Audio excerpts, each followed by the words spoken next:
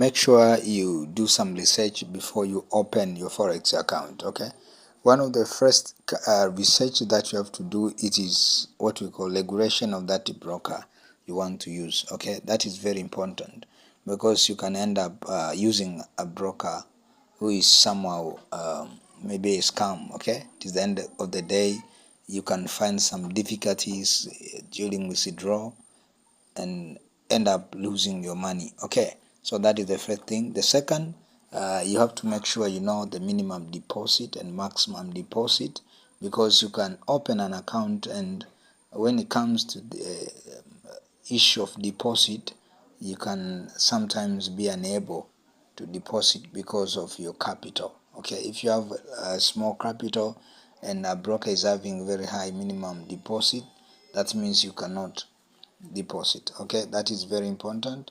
But also some brokers put some restrictions, especially for withdrawal, for those guys who have not verified their account, especially identity and address.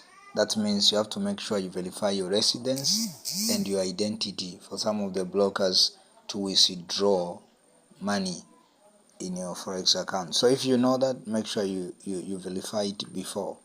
Okay, so you have to make sure you verify it before. But also you have to know about, for example, you have to know what kind of pairs, what kind of assets that broker is having. Okay, because sometimes maybe you want to trade US 30 or NAS 100, and you end up opening an account through a broker called DLive. At the end of the day, you are not going to find those pairs, those assets. Why? Because they are not available. So you cannot open an account with FX Pro and you want to trade, for example, synthetic indices like volatility index. That is impossible. Why? Because FX Pro is not having those assets. So you have to know before. This is very important. Before you open that account through that broker.